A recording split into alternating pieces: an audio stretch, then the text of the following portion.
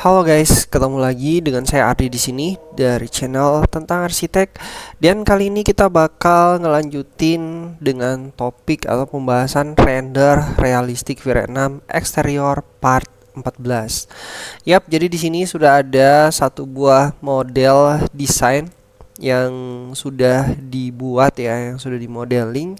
Dan ini modelnya model-model Amerika ya, American tropis lah ya. Nah, jadi kurang lebih seperti ini modelnya. Oh ya, nanti juga ini bakal ada detailnya atau bakal ada video tersendirinya yang memperlihatkan tentang detail-detail dari desain ini gitu. Terus ruangan-ruangannya juga udah dibuat gitu. Oke, jadi sekarang kita ngebahas dulu nih tentang render realistik V6 eksterior part 14 di konten ini.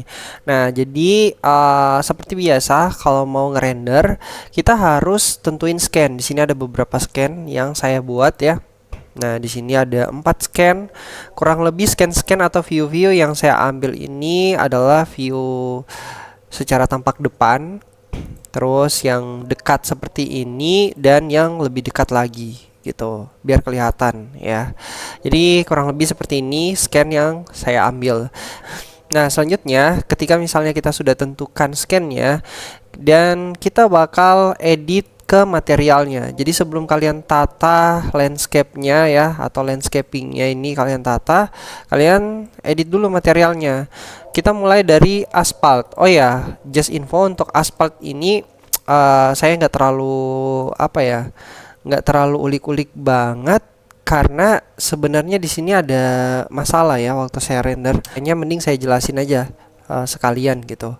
Nah, biasanya kalau saya buat aspal itu tambahin di sini efek reflective coats. Nah, di sini sudah ada efek reflective coat. Terus kalian klik ini material 2 ini ya, reflection color, reflection roughness. Dua-duanya kalian pakai elemen yang ini.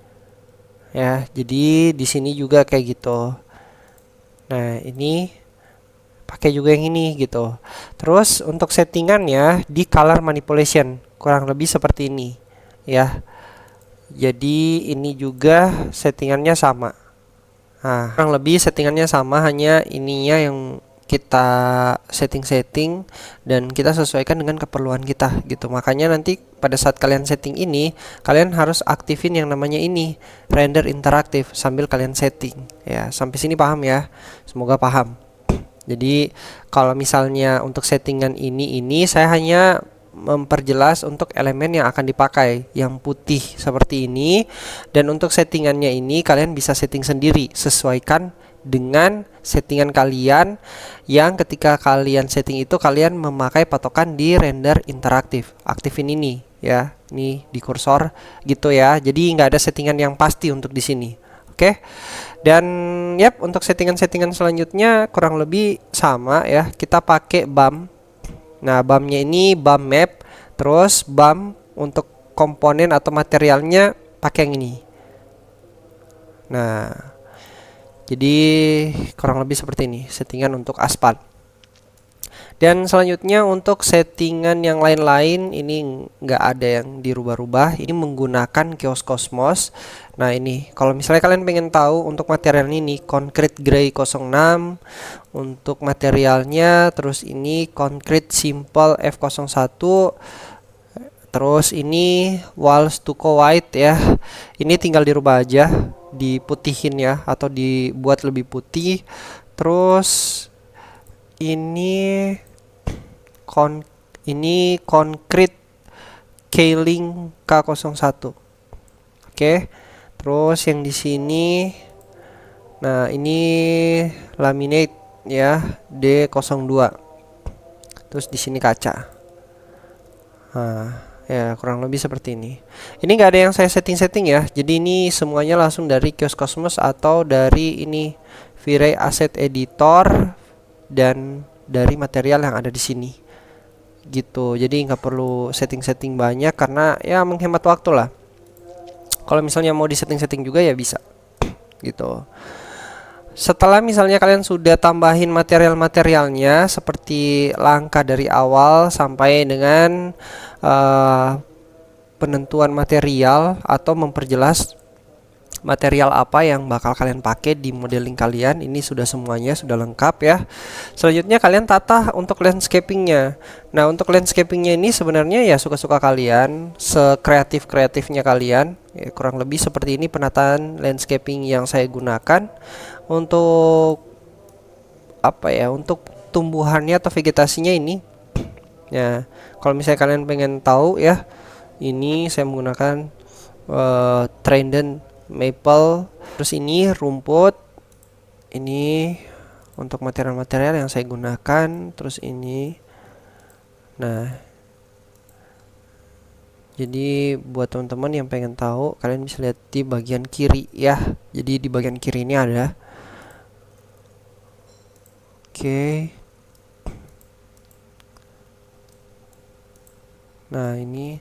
Oh ya, untuk penataan material ini sebenarnya untuk penataan komponen dari vegetasi ini sebenarnya perlu beberapa kali latihan, karena biar kita itu nggak terlalu kaku untuk penggunaan apa ya, komponen dari pohon.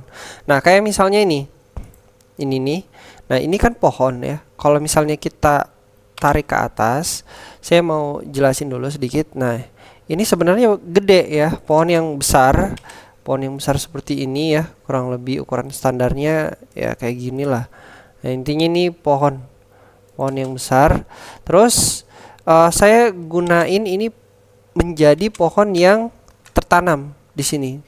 Jadi kalian jangan terlalu kaku untuk menggunakan komponen-komponen vegetasi yang ada di sini. Bisa pohon perlu pakai yang namanya apa sih tuh? Tunggu, saya buka dulu kios kosmosnya. Nah, di vegetasi ini ada terdiri dari beberapa ya, shrub ya atau bushes. Nah, di sini nih kan untuk tanaman-tanaman yang apa ya, yang hampir bersentuhan dengan tanahnya atau vegetasinya ya, pohon-pohon semak-semak dan sebagainya gitu. Nah, kita nggak perlu pakai yang di sini gitu ya. Ada juga sih beberapa yang kita pakai di sini. Tapi bahkan pohon-pohon yang misalnya tree ini bisa dijadiin kayak gitu. Kayak yang saya maksud. Jadi ini tinggal ditanamin ke bawah dan hasilnya emang bagus gitu. Jadi ya pokoknya intinya penataan untuk vegetasi atau landscaping itu jangan terlalu kaku. Oke.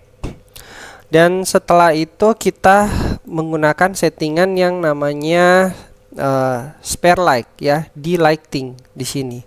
Nah, ini beberapa spare light, ada 1, 2, 3. Nah, untuk spare light yang saya maksud itu kenapa saya bagi menjadi 3? Yang pertama yang spare light yang spare light yang ada di sini. 1, 2, 3 ya. Itu intensitinya itu 500. Untuk settingannya itu kurang lebih seperti ini. Nah, kalian bisa lihat sendiri.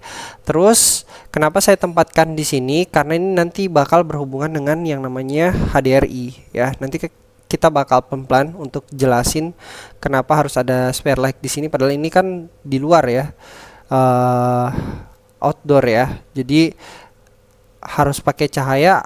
Apa fungsinya gitu, atau spare light ini apa fungsinya di sini juga ya.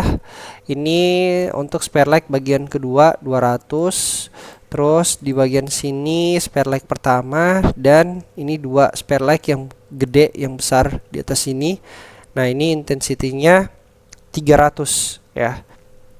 Oke, jadi setelah misalnya kita sudah tempatin spare lightnya dan sudah kalian atur ya sedemikian rupa tempat-tempat posisi spare light-nya, saya bakal ngejelasin alasan dari kenapa adanya spare light ini atau spare light yang ada di bagian outdoor ya atau eksterior gitu. Nah, kita bakal ke dome light. Oke, untuk dome light-nya sendiri di sini saya menggunakan file yang namanya ini Geislingen 4K ya. Jadi spare light-nya ini, jadi dome light-nya ini kita menggunakan file Geislingen untuk outputnya itu 4K gitu atau resolusinya 4K. Terus untuk settingannya kurang lebih seperti ini. Nah, ini cahayanya kalau misalnya scan 2 ya, saya ngerender di scan 2. Nah, Jadi kita lihat di sini ada cahaya, ya bagian sinilah ya, cahaya yang bakal kena nantinya di modeling ini. Ya, bagian-bagian sinilah ya, sekitaran sini. Jadi cahaya yang ada di sini tuh bakal bagus banget ya. Pencaharian cahayanya itu bakal membuat rumahnya itu terlihat lebih realistik juga gitu. Karena kebetulan saya menggunakan HDRI ini gitu, cahayanya ada di sini, maka untuk cahaya-cahaya pelengkapnya untuk membuat cahayanya lebih estetik itu digunakanlah yang namanya spare light ini gitu. Jadi membuat cahayanya itu lebih hidup. Nanti pada saat dia nyala ya, dari spare light ini itu bakal nyatu gitu sama si cahaya yang mencarnya itu dari sini gitu. Itu fungsinya. Nah, kalau untuk spare light di dalam ini untuk membuat apa ya, di bagian dalam sini itu terlihat lebih terang. Nah, kalau ini sih untuk kalau di bagian dalam sini ya untuk pencahayaan, untuk memperjelas objek yang ada di dalamnya. Sama juga untuk spare light yang ada di dalam bangunan gitu. Dan untuk yang di sini ya kita kembali lagi ke dome light. Nah, kita bakal lihat di bagian sini kan ini cahaya yang ada di sini ya. Terus ini ada pencaharian cahayanya bagian atas sini. Nah, ini ditambahin lagi di bagian sini sama ini. Ini untuk ngebuat cahaya yang ada di atas sini tuh bisa apa ya? Bisa terrefleksi ke bagian pohon sini. Jadi pohonnya kenapa warna seperti ini? Karena memang jenis cahayanya itu agak-agak kekuningan, makanya saya pilih pohon ini. Terus kalau misalnya dinyalain spare light yang ada di sini tuh bakal kelihatan lebih keren atau lebih bagus gitu. Jadi ya sebenarnya untuk ngerender itu pertama ya, paling pertama bagus-bagusin mood kalian, karena dengan bagusnya mood kalian itu kalian bisa berpikir lebih apa ya, lebih bagus gitu. Kalian bisa berpikir lebih kreatif ya, kadang kalian berpikir itu lebih fleksibel, tidak kaku gitu. Jadi kalian bisa tempatin yang tidak pernah terpikirkan sama orang lain. Kalian bisa menggunakan cahaya-cahaya tersebut ke bagian-bagian yang kalian pikirin gitu. Itu bisa terjadi kalau misalnya mood kalian bagus gitu. Nah, jadi yang pertama itu bagusin mood kalian, terus perhatikan detail-detail rendering, dan yang ketiga ya jangan terlalu kaku gitu. Oke, jadi kurang lebih seperti ini ya fungsi dari cahaya-cahaya spare light ini. Nggak selamanya harus ada di ruangan atau untuk penerangan tambahan di dalam ruangan atau di bagian semi outdoor gitu. Enggak. Ini difungsikan juga untuk membuat cahaya ini tuh lebih realistik gitu. Oke, setelah misalnya sudah semua ya, kita sudah setting materialnya, sudah setting scan-nya, sudah setting pencahayaan tambahannya di bagian lighting, terus sudah setting HDRI-nya ya, dome light. Terus kita ke bagian render parameter. Untuk render parameter outputnya saya menggunakan aspek ratio portrait 4:5, terus resolusi atau outputnya saya menggunakan output dari 2K 2200 kali 2750 ya. Selanjutnya ke bagian global illumination 1500 untuk light chest-nya, terus denoiser-nya Nvidia AI denoiser gitu. Kurang lebih seperti itu untuk settingannya di render realistic V-Ray 6 exterior part 14. Selanjutnya pasti kalian penasaran dengan hasilnya seperti apa, maka kita bakal buka gambarnya. Nah, kurang lebih seperti ini hasilnya ya.